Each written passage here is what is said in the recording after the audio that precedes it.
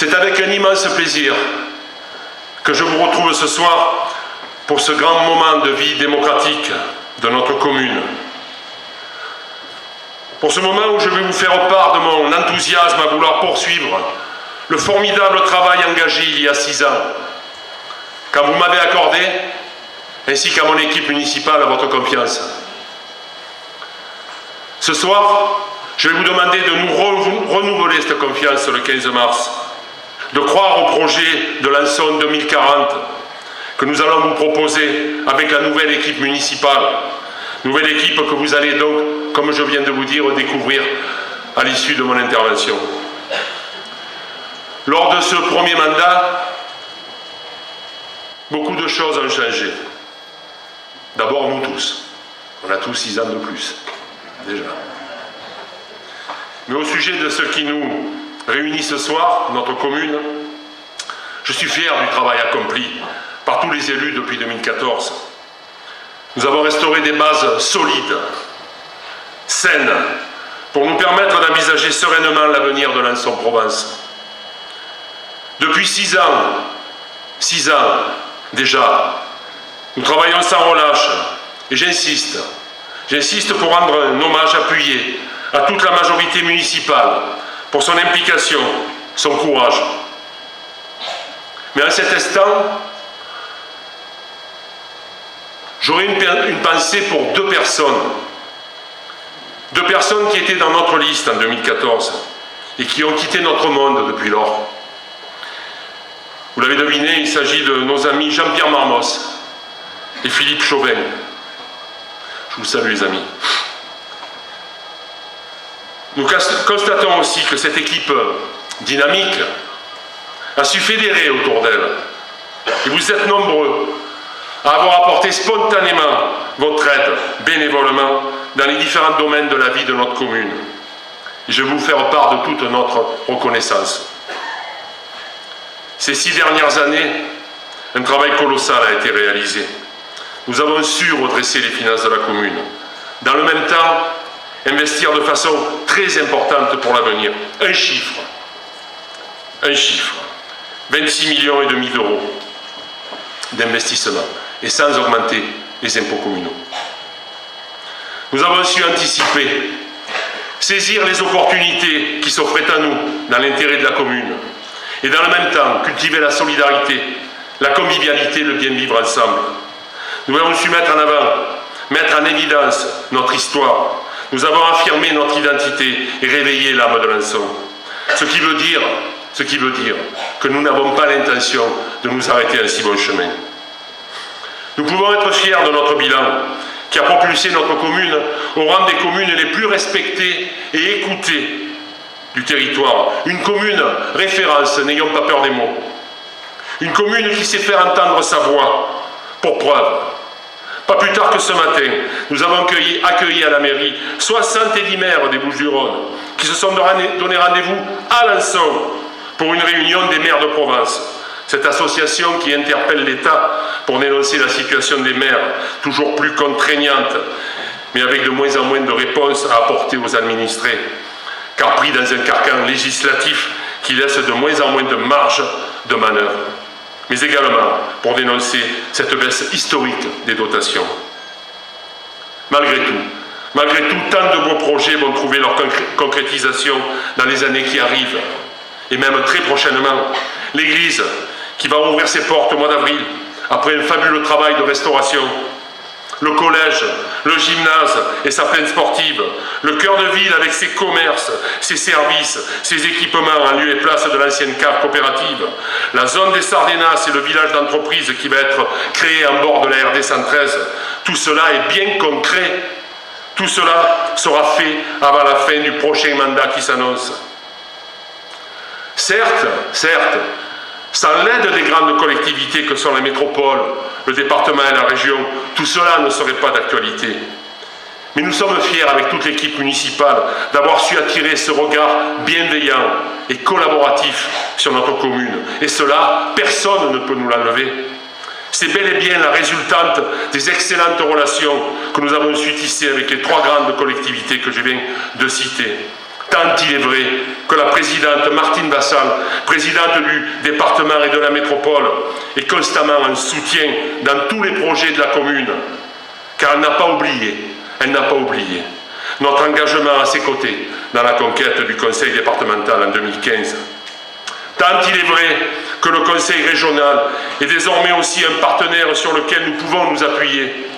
Nous le devons à mon ami Renaud Muselier, et je le revendique, mon ami, son président, toujours réceptif à nos demandes.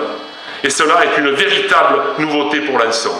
En l'espace d'un an, le conseil régional vient d'allouer, ou est en passe d'allouer la troisième subvention à hauteur de 200 000 € en l'espace d'un an et demi. C'est véritablement une nouveauté.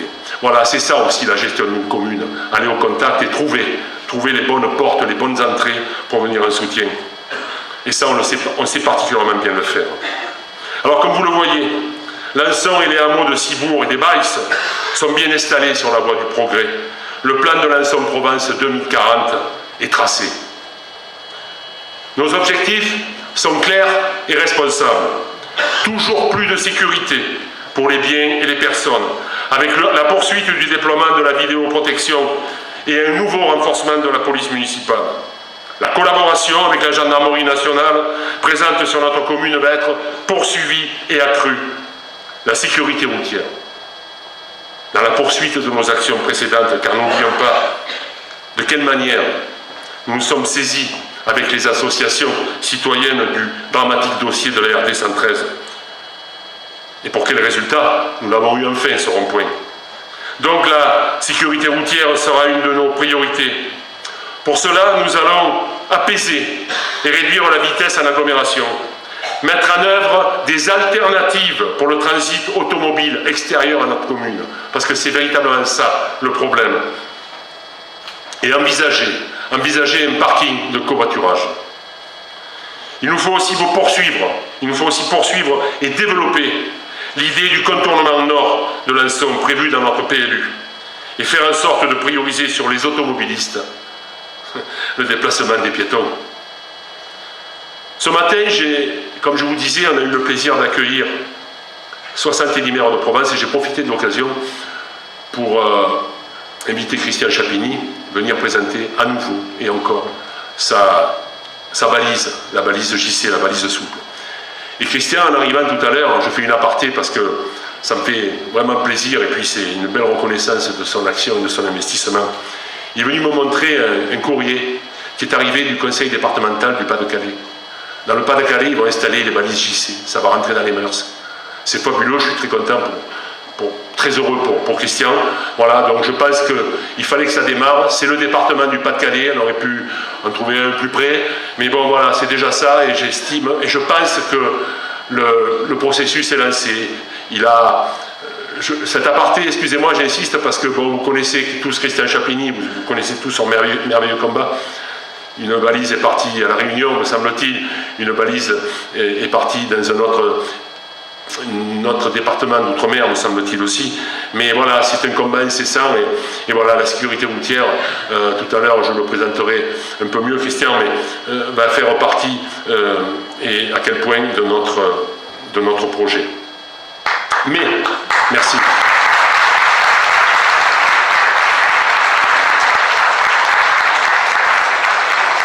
La sécurité des biens et des personnes, la sécurité routière, mais aussi un sujet extrêmement important, notre société a mal à son environnement. Il nous faut instaurer une politique ambitieuse dans l'écologie, le développement durable et les bonnes pratiques. Travailler sur les déplacements doux avec la mise en place de cheminements piétons et vélos.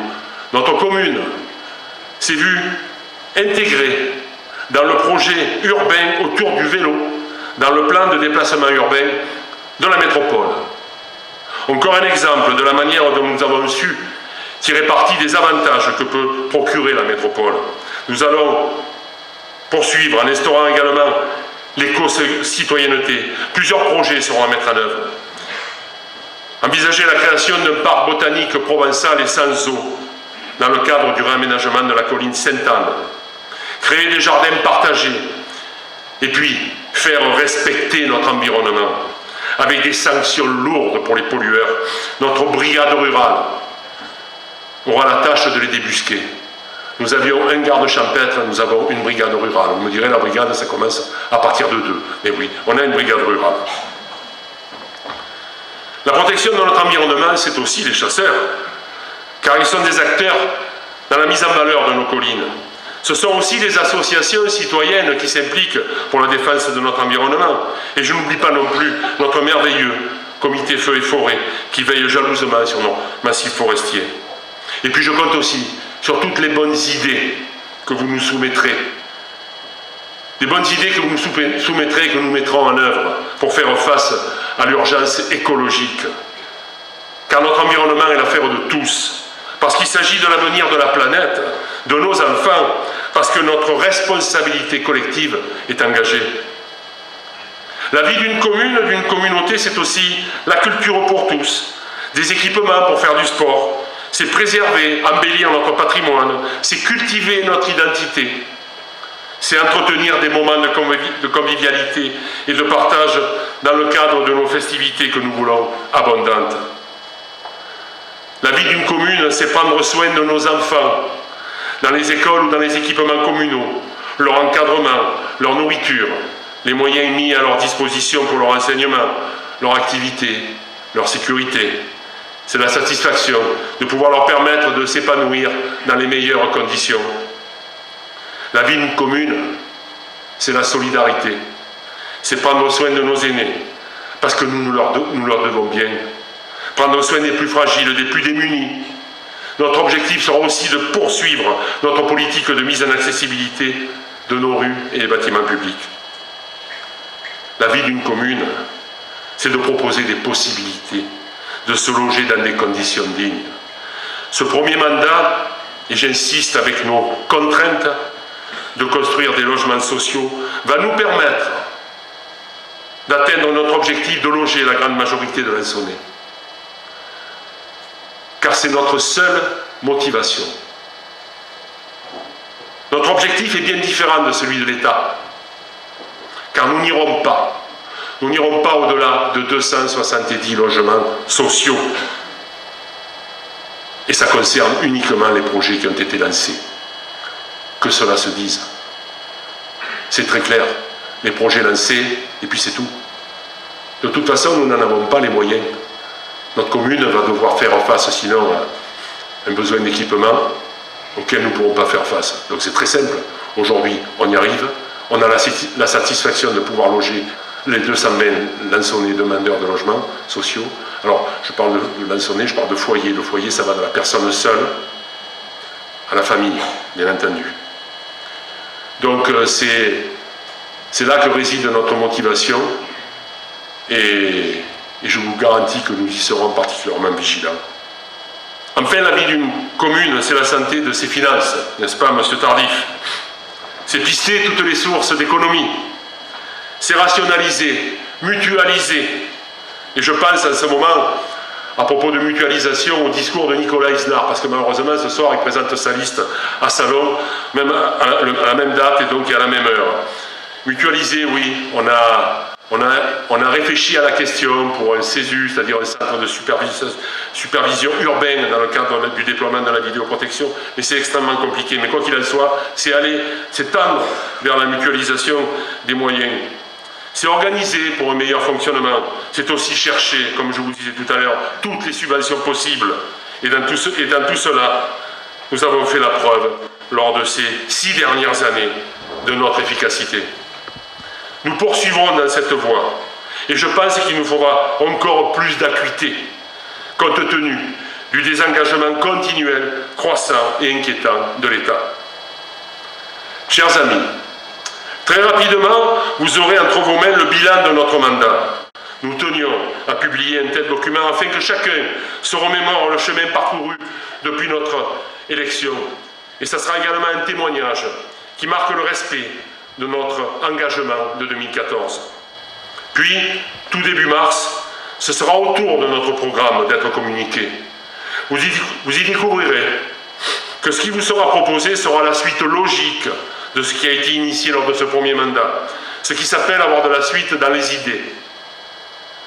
de la persévérance dans nos actions et une vision responsable du développement de notre commune. Mais aussi une prise en compte des grands défis qui se présentent à nous, en particulier, comme j'évoquais précédemment, le développement durable et les bonnes pratiques que nous devrons intégrer dans notre quotidien pour préserver notre environnement.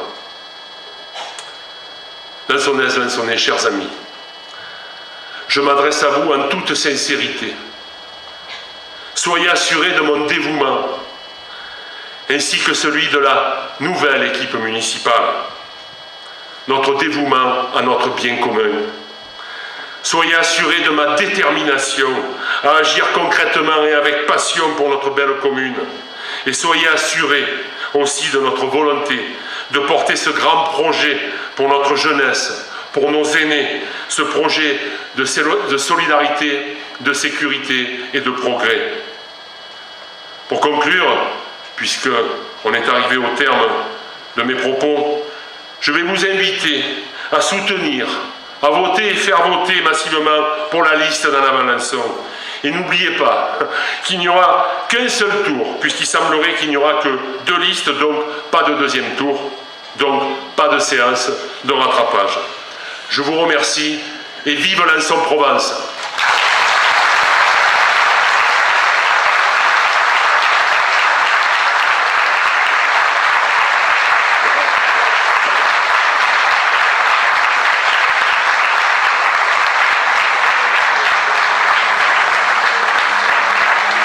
Merci. Alors, avant d'appeler la nouvelle équipe municipale, je voudrais quand même adresser mes remerciements à tous les bénévoles d'Anna Van-Lançon qui ont organisé cette soirée, préparé le buffet. Également à Jérémy qui est en charge de la sono. Je pense aussi à Max qui est à la vidéo devant moi. Frédéric qui couvre l'événement. Merci Frédéric. Voilà, alors le moment que vous attendez avec impatience et moi avec un immense plaisir. Je vais donc appeler un à un tous les colistiers d'Anna Van-Lançon 2020. Une équipe renouvelée en partie pour apporter encore plus de compétences, de dynamisme, mais aussi de jeunesse. Ils ont accepté de s'engager pour notre commune. Ils ont accepté de donner leur temps, de bouleverser leur vie familiale, professionnelle. J'appelle Isabelle Sana, cadre hospitalière en retraite, élue sortante. Isabelle se verra confier le scolaire, comme elle a assuré jusqu'à présent, la vie éducative, le handicap, mais également le bel âge.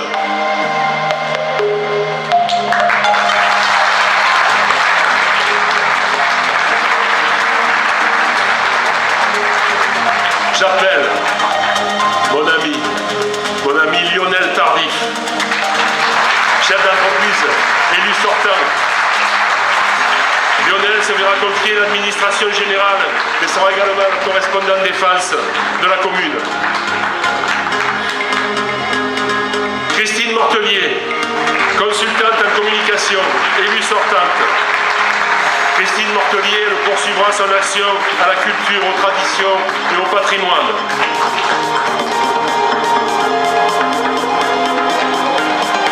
Olivier Denis, régisseur publicitaire élu sortant. Lui aussi gardera ses fonctions à la communication et l'NTIC, à l'attractivité, mais aussi au jumelage. Julie Arias, agent territorial, élu sortant. Julie, ça sera le protocole, le comité local de sécurité et de prévention de la délinquance et également le CCAS. Mon petit Sébastien Gros, je l'ai vu naître celui-là. Artisan plaquiste, élu sortant. Sébastien, formidable élu, tu as fait un remarquable travail Sébastien, au sport, aux associations, aux festivités, mais tu vas continuer. Patricia Hérault, cadre dans un organisme consulaire, élue sortante. Patricia continuera aux ressources humaines, au commerce, à l'artisanat, aux foires et marchés, mais également à l'emploi. Yves Agueda, retraité Air France, élu sortant. Yves Agueda, ça sera la PM, la police municipale et l'urbanisme, et on ne casse pas les ballons. monsieur Guéda. Je poursuis à la 10e place, Christina Morel, cadre territorial, élue sortante. Christina va travailler à l'urbanisme et au service juridique. Jean-Louis Donadio, formidable Jean-Louis, retraité d'Airbus Hélicoptère, élu sortant. Jean-Louis va continuer sa mission aux travaux, à la voirie, à l'environnement, à l'agriculture, à la chasse, au soutien, aux festivités, aux RP. C'est tout, ne jetez plus. On poursuit avec l'adorable Valérie Poilon, chef de projet à Vinci Autoroute et du Sortante. Quelle ovation! Valérie va succéder, alors aura la lourde tâche de succéder à Lionel Tardif aux finances et à la commande publique, mais également sera un soutien à la culture.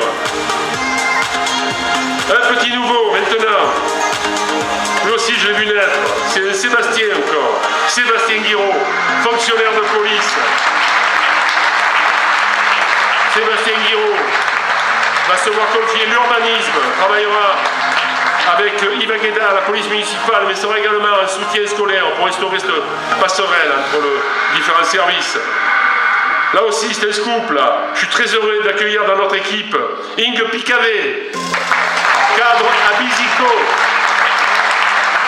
J'ai eu le plaisir de les marier il y a 3 semaines. Fred, félicitations, Inge, tu vas travailler à l'attractivité, au rayonnement de la commune et au jumelage. Serrez-vous. Je poursuis avec l'adorable Stéphane Paquet. Stéphane, merci de nous rejoindre. Stéphane est cadre à Airbus Hélicoptère. C'est un élu sortant. Nous souhaitions dédier un élu aux anciens combattants, au devoir de mémoire.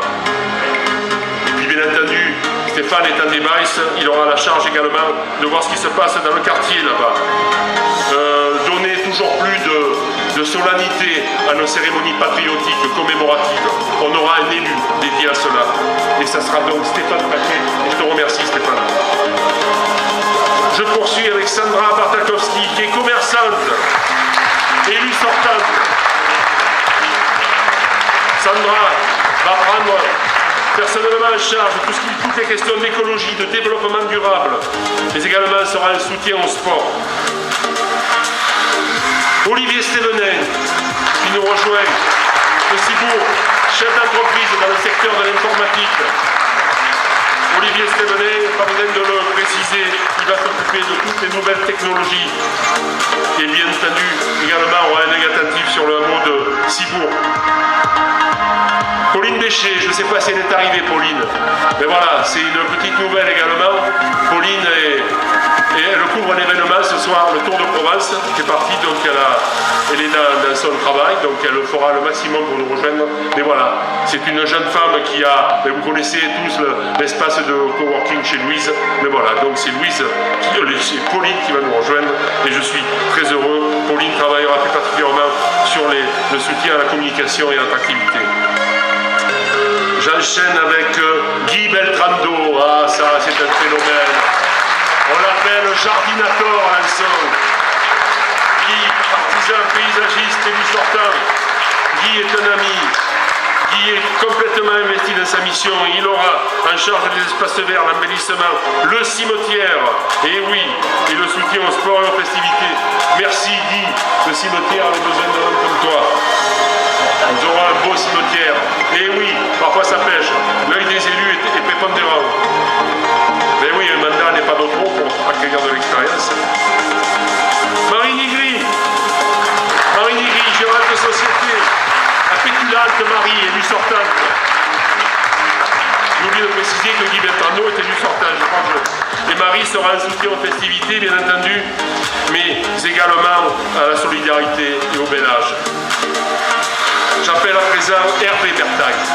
Hervé Bertaille qui nous rejoint, qui est ingénieur à la retraite chez Dassault, un jeune retraité, c'est tout récent. Hervé apportera son acuité sur les finances et notre patrimoine, puisque c'est également ta passion. la charmante Virginie Viola, assistante de direction administrative, qui rejoint notre équipe. Virginie sera un soutien au handicap, à la solidarité et au bel âge. J'ai souhaité qu'il y ait quand même des jeunes dans cette délégation, pour cette délégation. Est-ce que le docteur Wilfried Verwisch est arrivé? Oh, docteur Wilfried Verwisch, enseignant, chercheur en physique, élu sortant. Wilfried sera bien entendu, tu vas continuer ta mission au transport, mais également dans les quartiers, à partir du quartier de Rathenow. Wilfried, c'est à lui que nous devons l'arrêt de bus en bas au point de la Mourguette, mais également sur les Rathenow. Et puis tu vas poursuivre ton action justement sur le parvis, sur le carrefour de l'espace Marcel Pagnol. Nous aimerons, mais ça vous le découvrez dans notre programme. C'est pas que nous aimerons, c'est que nous allons réaliser un arrêt de bus digne de ce nom. J'appelle également notre adorable Nathalie Ocard, commerçante et élue sortante. Nathalie qui arrive de Thaïlande spécialement pour cette soirée de présentation de liste. Nathalie, je te remercie d'avoir écourté tes vacances. Ça dénote à quel point la commune de Lençon est importante pour toi et tu y es très attaché. Nathalie t'apportera ton concours. En soutien aux festivités, aux traditions, au commerce et à l'artisanat. Je poursuis, et oui, je l'ai présenté tout à l'heure, Christian Chapini. Christian, rejoins-nous. Christian Chapini, président de l'association Accord, la sécurité routière. Et justement, Christian, on te confiera la sécurité routière, mais également le soutien à la mémoire, au devoir de mémoire et aux anciens combattants. Heureux également, très heureux d'accueillir dans notre équipe Simone Sarrazin, retraitée de la Banque Postale. Je propose que Simone vienne également en soutien au devoir de mémoire aux anciens combattants, mais également au bel âge, pour son expérience. Et je poursuis avec quelqu'un qui n'est pas là, puisque Gabriel Tobias a été pris de colique néphrétique. Il ne sera pas parmi nous ce soir, donc il est alité, il n'est pas bien. Mais voilà, ça sera donc le numéro 27. Vous connaissez tous Gabriel Tobias, vigneron élu sortant. Il a très peu de temps, il m'a demandé à être en fin de liste parce que il a une activité qui le mobilise énormément. Je poursuis avec Marie-Cécile Desmariés. Marie-Cécile Desmariés, éducatrice spécialisée, élue sortante. Marie-Cécile, si des fois tu es avec nous, tu seras un soutien à la solidarité. Numéro 29, c'est mon ami intime, mon très bon ami Denis Malia, directeur de société dans une distribution spécialisée. Merci Denis encore pour ton aide et ton soutien. Et puis une nouveauté, donc, on a donc ces 29 listes, nous avons présenté une liste de 29 candidats, mais on nous demande des remplaçants. Alors c'est facultatif, mais il y avait tellement de monde avec nous, s'il y avait eu une dizaine de remplaçants, j'aurais bien aimé, mais là on a le droit qu'à deux, donc déjà Florence Alexandre qui est chef d'entreprise, Florence, dans la distribution spécialisée. Je te remercie aussi pour ton soutien et toute l'amitié dont tu nous fais part. Alors on attendait, symboliquement, on avait souhaité réintégrer Gérard Torres, qui était dans notre équipe en 2014. Gérard avait même été élu. Et puis, toujours pareil, dans le désir de toujours être au bon endroit, au bon moment. Et là, en particulier, c'était le conseil de développement de la métropole qui demandait des gens qui venus d'horizons divers, mais non élus, pour venir travailler dans le cadre de ce conseil de développement de la métropole. Donc avait démissionné pour rejoindre cette organisation, cette entité, et bien il nous en a pris parce qu'il nous a tenus informés de tout ce qui... Voilà, on essaie d'avoir des oreilles partout, c'est notre travail, beaucoup de relationnel, beaucoup d'interconnexion, beaucoup de travail en ce sens, fait que, ça paye à la fin. Voilà, mesdames et messieurs, je suis heureux de... Voilà donc notre équipe de la Lençon 2020, 2040 même, pour le projet de Lençon 2040. Je ne vous dis pas qu'on va rester jusqu'en 2040. Moi, je peux vous assurer que ça sera le seul mandat qui se profile pour moi. C'est bon. 2, pourquoi pas. Mais je n'irai pas plus loin. Hein. Et je vous donne rendez-vous le 15 mars. Le 15 mars, j'insiste une fois de plus, il n'y aura certainement qu'un seul tour, à moins qu'une troisième liste sorte du bois dans les 10 jours qui arrivent, mais j'en doute, j'ai très peu de... Je ne pense pas que ce sera le cas. Donc, voilà, donc voter, faire voter en avant Alençon, c'est avoir la garantie, c'est avoir la garantie d'un travail, d'une implication totale. Voilà, nous on n'est pas là pour le fauteuil, on n'est pas là pour la place, on est là pour la commune. Oh, c'est sûr, parfois il y a eu, c'est toujours cet exercice de toujours, comment dire, arbitrer entre l'intérêt personnel et l'intérêt général. C'est un exercice extrêmement compliqué. On a fait du mieux qu'on pouvait, je suis assez satisfait du résultat. Et comme je vous disais tout à l'heure, on n'est pas là pour le fauteuil, on est là pour Alençon. C'est pour ça que je compte sur vous pour le percevoir chez nous, ça. Voilà, je compte sur vous et vive Alençon Provence. Je vous remercie, mesdames et messieurs.